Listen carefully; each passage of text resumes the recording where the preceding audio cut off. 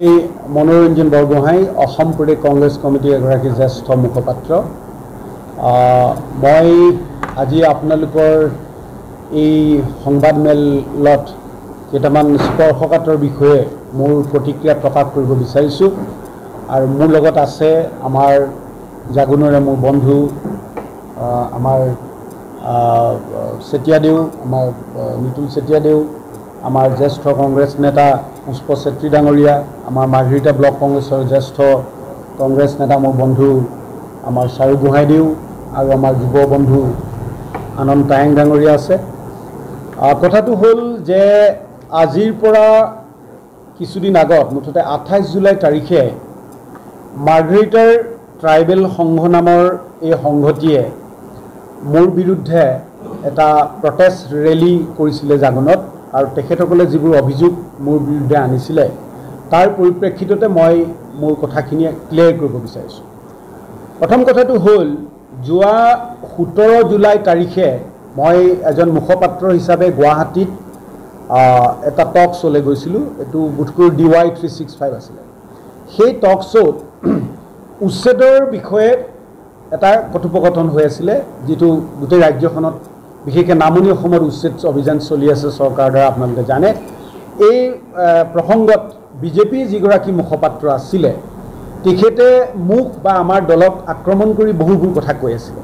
আৰু যিহেতু মই দলক প্ৰতিনিধিত্ব কৰি তাত মুখপাত্ৰ হিচাপে গৈছোঁ, গতিকে তেখেতৰ কথাও মই যুক্তি সহকাৰে মই সেইখিনি প্ৰতিহত কৰিবলৈ চেষ্টা কৰিছিলোঁ।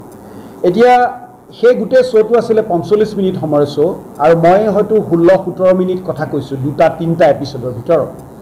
কিন্তু ইয়াতে ট্ৰাইবেল সংঘই যিটো মোৰ ওপৰত অভিযোগ আনিছে যে ইয়াত থকা খিলঞ্জীয়া ভূমিপুত্ৰসকলক বা ট্ৰাইবেলসকলক, জনগোষ্ঠীয় লোকসকলক মই অপমান কৰিছোঁ, তেওঁলোকক মই বাহিৰৰ পৰা অহা মানুহ বুলি কৈছোঁ, সন্দেহযুক্ত বুলি কৈ তেওঁলোকক অপমান কৰিছোঁ, এনেকুৱা ধৰণৰ এটা অভিযোগ তেখেতসকলে মোৰ ওপৰত দিছে।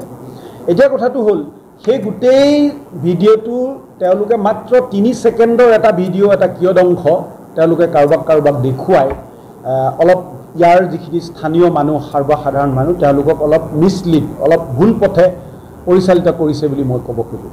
কথাটো হ'ল এইটোৱেই যে তাত বিজেপি মুখপাত্ৰগৰাকীয়ে কৈ আছিলে যে আপোনালোকৰ আমাক কৈছিলে যে কংগ্ৰেছ চৰকাৰৰ দিনতেই যে এই নামনিৰ যিমানবিলাক বা অসমৰ যিমানবিলাক বনাঞ্চল আছে বা প্ৰস্তাৱিত সংৰক্ষিত বনাঞ্চল বা বনাঞ্চলবিলাকত সন্দেহযুক্ত অবৈধ বাংলাদেশীয়ে ঘৰ দুৱাৰ পাতি আছে, আৰু আমাৰ চৰকাৰে যিহেতু জাতি মাটি ভেটিৰ চৰকাৰ, আমি তেওঁলোকক উচ্ছেদ কৰিছোঁ। গতিকে আপোনালোকে মুছলমান মানুহৰ বা বাংলাদেশী তথাকথিত মিয়াৰ ভোটৰ প্ৰীতিত আপোনালোকে ইয়াৰ বিৰুদ্ধে মাত মাতিছে। তেতিয়া মই এটা কথা কৈছিলোঁ যে চাওক ডাঙৰীয়া, আপোনালোকৰ দিনত অৰ্থাৎ 2016 চনৰ পৰা এতিয়ালৈকে বিজেপি দল ক্ষমতাত যেতিয়ালৈকে ৰাজ্যত আহিছে আৰু 14 চনৰ পৰা যেতিয়া কেন্দ্ৰত আহিছে, আমাৰ হাতত পোৱা তথ্যমতে এতিয়াহে অসমত আপোনালোকৰ শাসনকালত প্ৰায় 80,000 হেক্টৰ বনাঞ্চল ধ্বংস হৈছে।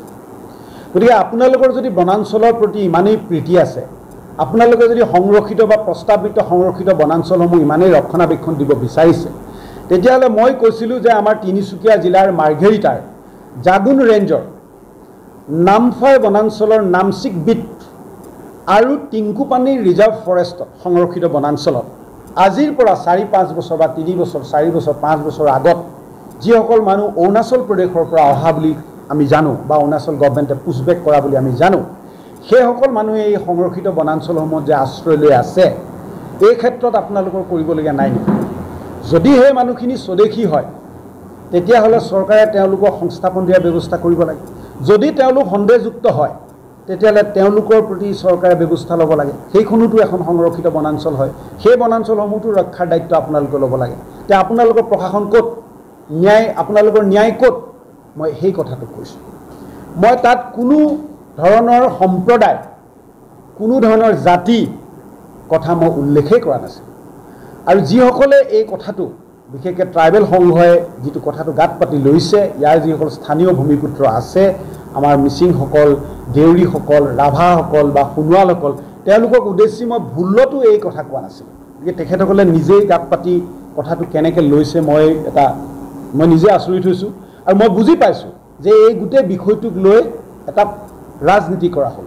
কাৰণ মই গম পাওঁ মইতো আপোনালোক সকলোৱে জানে যে মই এইখন জাগৰণতে মই থাকি যোৱা 5টা বছৰ গতিকে নামফাই ৰিজাৰ্ভৰ বিষয়ে মোক কোনেও ক'ব নালাগে ইয়াত দুজন বিজেপি নেতাই তৃণমূলৰ কৰ্মী মাৰ্ঘেৰিটাৰ বিজেপি নেতাৰ লগত সঘন যোগাযোগত আছে আৰু তেওঁলোকে গোটেই বিষয়টো অৰ্গেনাইজ কৰি আমাৰ এগেইনষ্টত এটা পলিটিকেলাইজ এটা মুভ এটা সৃষ্টি কৰিব বিচাৰিছে কাৰণ 17 তাৰিখে কোৱা কথাটো মই টক শ্ব'ত কোৱা কথাটো তেওঁলোক মই যদি ইমান কিবা নক'বলগীয়া বা মানুহৰ হৃদয়ত বা স্বাভিমানত আঘাত সন্দা কথা ক'লোহেঁতেন তেতিয়াহ'লে তাৰ প্ৰতিক্ৰিয়াটো 24 ঘণ্টা বা 48 ঘণ্টা বা 72 ঘণ্টাৰ ভিতৰত হ'ব লাগিছিলে তো তাৰ প্ৰতিক্ৰিয়াটো কৰিবৰ কাৰণে 11 দিন সময় কিয় লাগিলে তাৰমানে তেওঁলোকে অৰ্গেনাইজ কৰিছে আৰু মোৰ হাতত এইবিলাক তথ্য আছে মোৰতো বহুত মানুহৰ লগত যোগাযোগ আছে আপোনালোকে জানে গতিকে মই ট্ৰাইবেল সংঘলৈ মই এইটো এটা আহ্বান মই জনাম পিছত মই কৈ আছোঁ এতিয়া মই কথাটো কৈছোঁ যিটো নামফাই সংৰক্ষিত বনাঞ্চলত নামফাই আমি যিখন নামফাই গাঁও বুলিলে বুজোঁ যিখন ফৰেষ্ট ভিলেজ সেইখন বহু পুৰণা গাঁও তাত মোৰ লগা বগা মানুহ তাত আছে আমাৰো আছে আৰু এই যিটো ৰিজাৰ্ভৰ যিসকল এতিয়া মিচিং দেউৰী ৰাভা সোণোৱাল যিসকল আমাৰ খিলঞ্জীয়া ভূমিপুত্ৰসকল বহি আছে সেইসকল মানুহ আজিকালি অহা মানুহ নহয় সেইসকল কেতিয়া আহিছে সেইসকল যেতিয়া পূৰ্বৰ অগপ চৰকাৰত যেতিয়া স্পীকাৰ অৰ্থাৎ তেওঁলোকৰ বিধানসভাৰ অধ্যক্ষ আছিলে গণেশ কুটুম ডাঙৰীয়া অধ্যক্ষ হৈ থাকোঁতেই সেইসকল ব্ৰহ্মপুত্ৰ উত্তৰ পাৰৰ বিভিন্ন মানুহ বান গৰাখহনীয়াত বিধ্বস্ত হোৱা মানুহ ইয়ালৈ আহিছিলে আৰু তেওঁলোকক চৰকাৰে সংস্থাপিত কৰিছিলে আৰু তেতিয়া অসম চৰকাৰ বন বিভাগে তেওঁলোকক বহুবাৰ মই জনাত 110 টাইমছ এভেকশ্যন কৰিছিলে পৰৱৰ্তী সময়ত যেতিয়া 2001 চনত তৰুণ গগৈ ডাঙৰীয়াৰ নেতৃত্বত যেতিয়া আমাৰ কংগ্ৰেছৰ চৰকাৰ হৈছিলে তাৰ পিছত 2007ত মোৰ মনত আছে প্ৰদ্যুৎ বৰদলৈ ডাঙৰীয়া ইয়াৰ যেতিয়া স্থানীয় বিধায়ক সেই সময়ত তেওঁ বন বিভাগৰ মন্ত্ৰী আছিলে তেতিয়াও বন বিভাগে এভেকশ্যন অব্যাহত ৰাখিছিলে লেখাপানী ফৰেষ্ট আইবিত এখন সভা হৈছিলে মই আছিলোঁ তাত তেতিয়া বন মন্ত্ৰী প্ৰদ্যুৎ বৰদলৈ সাক্ষাতত এই নামফাই নতুনকৈ ৰিজাৰ্ভটো ভাঙি আগৰখিনি কথা মই কোৱাই নাই নতুনকৈ ৰিজাৰ্ভটো ভাঙি যিসকল লোকে তাত আশ্ৰয় লৈছিলে তেওঁলোকে এখন ট্ৰাকত সৰু সৰু ল'ৰা ছোৱালী মহিলা পুৰুষ চব যেনেকৈ ঘৰত কাম কৰি আছে তেনেকৈ আহি বন মন্ত্ৰী ডাঙৰীয়াক এখন মেম'ৰেণ্ডাম দিছিলে যে ছাৰ আমাক আপোনালোকে চৰকাৰে এভেকশ্যন নকৰিব আমি এই নি নাপাওঁ আমি মেলেৰিয়াত মৰিছোঁ আমাৰ ল'ৰা ছোৱালী শিক্ষা নাই আমি থাকিবলৈ আশ্ৰয় নাই কাৰণ আমাৰ ঘৰ দুৱাৰ বানপানীয়ে লৈ গৈছে আমাৰ গৰাখহনীয়াত সৰ্বশান্ত হৈছোঁ আমিতো অসমৰ ভূমিপুত্ৰ আমি মিচিং দেউৰী ৰাভা সোণোৱালকেইটা জানো আমি বিদেশী বা বাংলাদেশী আমিতো অসমৰ ভূমিপুত্ৰ তো আপোনালোকে যেনেকৈ বনাঞ্চল ৰক্ষাৰ আপোনালোকৰ দায়িত্ব আছে ঠিক তেনেকৈ আমাকোতো আপোনালোকে সুৰক্ষা দিয়া আশ্ৰয় দিয়া আপোনালোকৰ কি দায়িত্ব নাই জানো মই কাষত থিয় হৈ আছোঁ মোৰ আজি স্পষ্ট মনত আছে তেতিয়া প্ৰদ্যুৎ বৰদলৈ ডাঙৰীয়াই কি কৈছিলে যে চাওক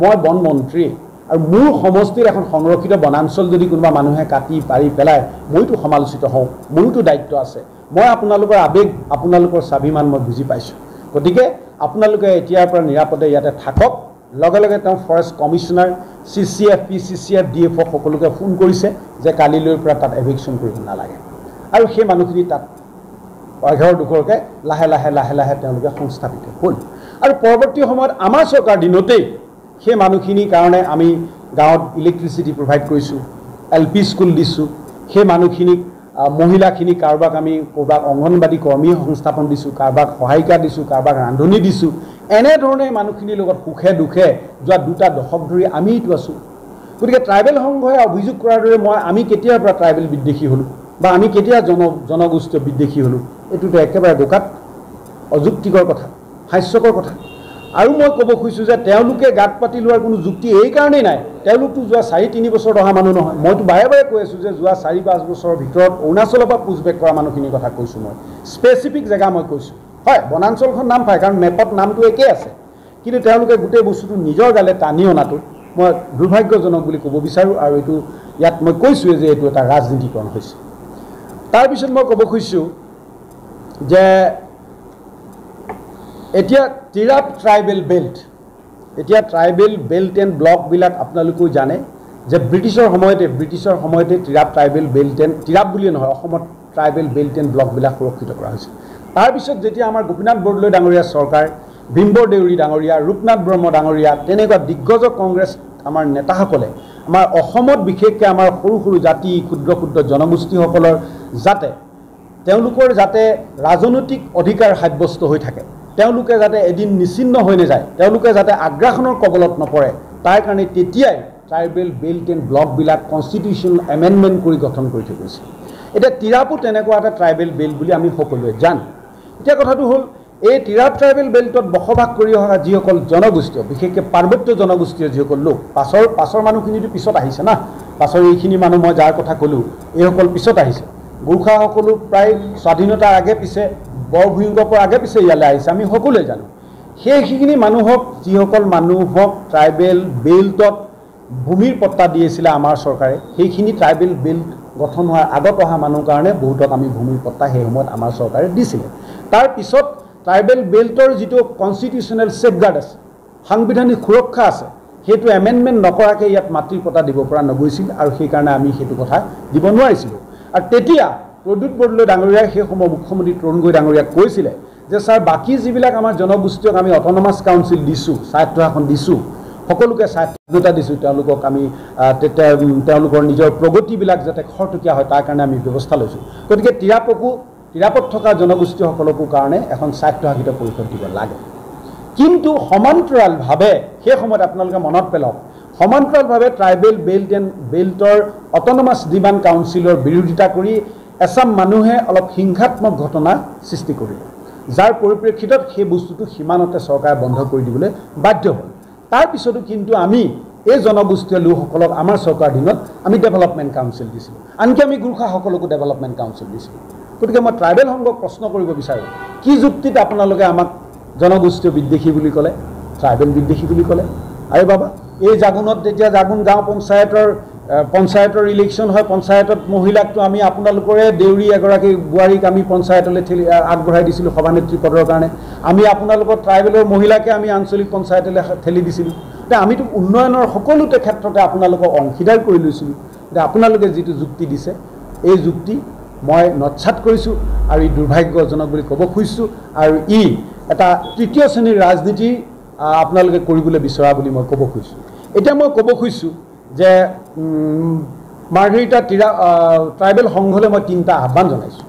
যদি আপোনালোকৰ সঁচাই আপোনালোকৰ জনগোষ্ঠীয় লোকসকলৰ প্ৰতি বা স্বগোষ্ঠীয় মানুহৰ প্ৰতি আপোনালোকৰ যদি প্ৰীতি আছে, তেওঁলোকে যদি ৰাজনৈতিকভাৱে সাংবিধানিকভাৱে সুৰক্ষিত হৈ থকাটো ইয়াত বিচাৰে, তেতিয়াহ'লে আপোনালোকে চৰকাৰৰ ওচৰত Tirap autonomous demand council demand কৰক। 2 নম্বৰ কথা যে আমাৰ সকলোৰে এই অঞ্চলত থকা সৌ পাটকাই পৰ্বত, ইয়াৰ পাদদেশত থকা যিসকল বনাঞ্চল, যি সংৰক্ষিত বনাঞ্চলেই হওক বা প্ৰস্তাৱিত সংৰক্ষিত বনাঞ্চলেই হওক, এই বনাঞ্চলৰ জৈৱ বৈচিত্ৰ্য ৰক্ষা কৰা আমাৰ কি দায়িত্ব নাই? জনসাধাৰণ সচেতন নাগৰিক হিচাপে আমাৰ যেনেকৈ দায়িত্ব আছে, অকল বন বিভাগৰে নাই, আন লোকৰো আছে। তো আপোনালোকৰ আটাইতকৈ বেছি আছে, কাৰণ আপোনালোকৰ নাতি পুতি ভৱিষ্যত প্ৰজন্মৰ কাৰণে আমি এখন স্বাস্থ্যৱান ঠাই, এখন সুৰক্ষিত, এখন সুন্দৰ মাৰ্ঘেৰিটা, সুন্দৰ জাগুন তিৰাপ আমি যদি থৈ যাব বিচাৰোঁ, তেতিয়াহ'লে আমাৰ ঐতিহাসিক পাটকাই পৰ্বত আৰু ইয়াৰ পাদদেশত থকা এই যিটো জৈৱ বৈচিত্ৰ্য বা বায়'ডাইভাৰ্চিটি বুলি কোৱা হয়, ইয়াক সংৰক্ষণ কৰা আপোনালোকৰ দায়িত্ব আছে। এতিয়া আপোনালোকে সমান্তৰালভাৱে এই বনাঞ্চল ধ্বংসৰ বিৰুদ্ধেও আপোনালোকে মাৰ বান্ধি থিয় দিয়ক। এইটো মোৰ দ্বিতীয় আহ্বান। তৃতীয় আহ্বান আপোনালোকক কৈছোঁ, চাওক, ৰাজনীতি যদি কৰিব বিচাৰে উন্মুক্তভাৱে কৰিব, আৰু ৰাজনীতি কৰিলে সুস্থ সবল আৰু ৰাইজৰ হিতৰ কাৰণে ৰাজনীতি কৰিব। কাৰোবাক পুষ্টিকৰণ কৰিবলৈ গৈ, মানুহক বিপথে পৰিচালিত কৰিবলৈ গৈ, মানুহক ভুল পথে পৰিচালিত কৰিবলৈ গৈ পুষ্টিকৰণৰ ৰাজনীতিৰে এনেকুৱা ধৰণৰ লেতেৰা ৰাজনীতি নকৰিব। এইটোৱেই মোৰ মাৰ্ঘেৰিটা ট্ৰাইবেল সংঘলৈ আহ্বান, আৰু মোৰ ক'ব লগাখিনি ইমানতে মই সমাপ্ত কৰিছোঁ। Thank you. কি কাৰণে পঠিয়াই দিছে এই মানুহখিনি? সেই মানুহখিনি কোন কমিউনিটি, কোন কাজ, ধৰ্মৰ বিষয়ে মই উল্লেখ কৰা নাই। মই কৈছোঁ যে মানুহ, আৰু তাততো থকাটোও হয়। আপোনালোকে সকলোৱে জানে টিংকুপানীৰ ৰিজাৰ্ভত নামচিক বিটত যথেষ্ট সংখ্যক মানুহ 3-4 বছৰ সোমাইছে। সেইখিনি ক'ৰ মানুহ, কি মানুহ, মই সেইটোৱে কথা ক'বলৈ বিচাৰিছিলোঁ। মুখ্যমন্ত্ৰী কেবিনেটত ট্ৰাইবেল বেল্টৰ 5টা জনগোষ্ঠী আচলতে গোৰ্খা, কোচ ৰাজবংশী, আহোম, চাহ জনগোষ্ঠীকে কৰি তেখেতলোকে প্ৰটেক্টেড ক্লাছ হিচাপে ঘোষণা কৰিছে আৰু টকা দিয়াৰ ব্যৱস্থা কৰিব। তাৰ পাছতে ঘোষণা কৰা পাছতেই কিছুমান জনগোষ্ঠীয়ে, উল্লেখিত জনগোষ্ঠীসকলে তেখেতক আদৰণি জনাইছে, আনহাতে কিন্তু ইয়াত বসবাস কৰা জনগোষ্ঠীসকলে প্ৰতিবাদ সাব্যস্ত কৰিছে। এই বিষয়টোৰ ওপৰত যিটো বিশেষকৈ হৈ আছে বৰ্তমান ট্ৰাইবেল বেল্টক লৈ মাৰ্ঘেৰিটা সমস্যা, কংগ্ৰেছৰ টেগটো কি থাকিব? আমাৰ কথাটো হ'ল, চৰকাৰে এতিয়া এই বেল্টত যিসকলক মাটিৰ পট্টা দিয়াৰ কথা ঘোষণা কৰিছে, বা ইয়াত সোমাই থকা অন্যান্য যিসকল জনগোষ্ঠী চাহ জনগোষ্ঠী, গোৰ্খা জনগোষ্ঠী, আহোম, কোচ, কলিতা, ৰাজবংশী, ৰাভা যিসকলক মাটিৰ পট্টা দিয়াৰ সিদ্ধান্ত লৈছে, সেইটোত মোৰ বিশেষ ক'ব লগা নাই। এইটোৱে কৈছোঁ যে সেই সকলো ইয়াত ট্ৰাইবেল বেল্টতো আমাৰ বহু বছৰ দশক ধৰি থকা লোক, আৰু তেওঁলোকৰ মাটিৰ সমস্যা থকাটো হয়, ময়ো ভালকৈ জানো। গতিকে তেওঁলোকৰ এই দীৰ্ঘদিনীয়া সমস্যাটো চৰকাৰে সমাধান কৰিছে, সেইটো আদৰণীয় পদক্ষেপ, সেইটোত আমাৰ ক'ব লগা নাই। কিন্তু আমাৰ চৰকাৰলৈ এইটো অনুৰোধ থাকিব যে এজ ৱেল এজ সমান্তৰালভাৱে বাকীসকলক যেতিয়া মাটিৰ পট্টা দিছে, সমান্তৰালভাৱে এই ট্ৰাইবেল যিটো বেল্ট আছে, এই বেল্টটোত যিসকল ভূমিপুত্ৰ আছে, যিসকল পাৰ্বত্য আৰু ভৈয়াম জনগোষ্ঠীৰ লোকসকল আছে, তেওঁলোকৰ যাতে কনষ্টিটিউশ্যনেল যিটো ছেফগাৰ্ড, যিটো সাংবিধানিক সুৰক্ষা সংবিধানে তেওঁলোকক দিছে, তাক বিঘ্নিত নোহোৱাকৈ তেওঁলোকৰো যাতে ৰাজনৈতিক অস্তিত্ব বিপন্নতাত নুভোগে, তেওঁলোকে যাতে এদিন অস্তিত্বহীনতাত নুভোগে, তাৰ প্ৰতি সমান্তৰালভাৱে দৃষ্টি দিয়াটো চৰকাৰৰ দায়িত্ব বুলি আমি ভাবোঁ।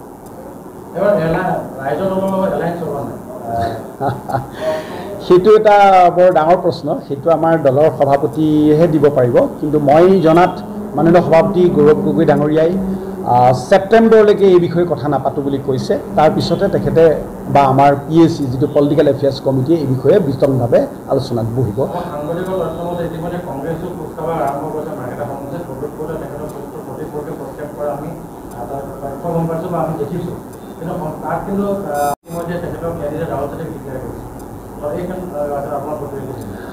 আমাৰ কংগ্ৰেছ দলে কেণ্ডিডেট কোন হ'ব 8-9 মাহ আগতে কেতিয়াও কাকো নকয় বা ক'ব নোৱাৰে।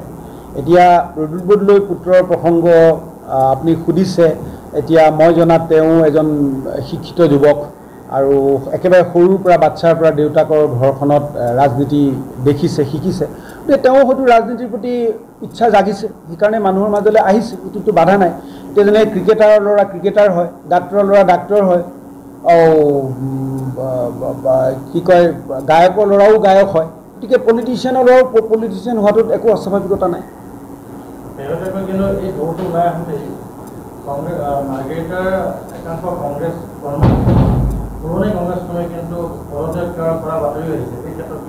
মানে কাৰ কথা ক'ব খুজিছে স্পেচিফিকেলি?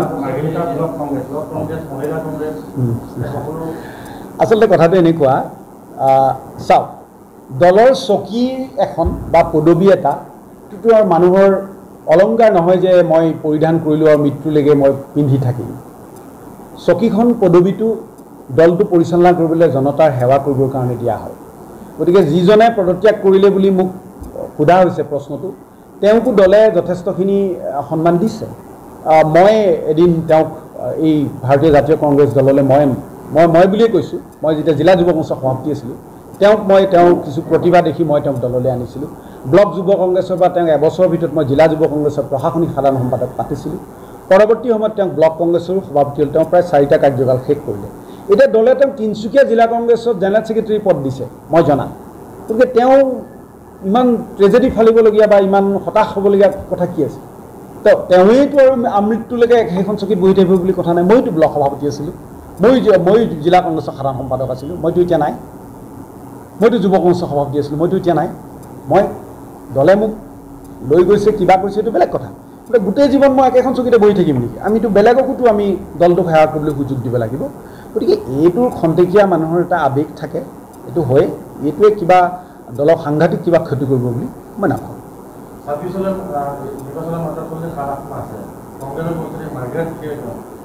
হয় না, মাৰ্ঘেৰিটা বিধানসভা সমষ্টিত আমাৰ দলৰ সাংঘাতিক কাম কাজ কৰাৰ যথেষ্ট প্ৰয়োজনীয়তা আছে বুলি মই অনুভৱ কৰোঁ। আৰু দীৰ্ঘদিন ধৰি বিশেষকৈ মাননীয় বৰ্তমানৰ সাংসদ প্ৰদ্যুৎ বৰদলৈ ডাঙৰীয়া নগাঁৱলৈ যোৱাৰ পিছত আৰু ময়ো যোৱা বিধানসভা নিৰ্বাচনৰ পিছত মোক দলে বিভিন্ন জিলাত দায়িত্ব দি ৰাখিছে। মই আগৰ দৰে সময় দিব নোৱাৰা হৈছোঁ। গতিকে সাংগঠনিক কাম কাজত এটা স্থবিৰতা আহিছে। তথাপিতো আমাৰ তৃণমূলৰ কৰ্মীসকলে এতিয়াও এটা আমাৰ ভাল দিন আহিব বুলি অধীৰ অপেক্ষাৰে বাট চাইছে। আৰু সকলোৱে গৌৰৱ গগৈ ডাঙৰীয়াৰ নেতৃত্বত নতুনকৈ আমি নিজকে নতুন ৰূপত এটা উজ্জীৱিত ৰূপত আত্মপ্ৰকাশ কৰিবলৈ উত্ৰাল হৈ আছে। খালি তেওঁলোকক লাগে এজন বলিষ্ঠ আৰু বিশ্বাসযোগ্য নেতা।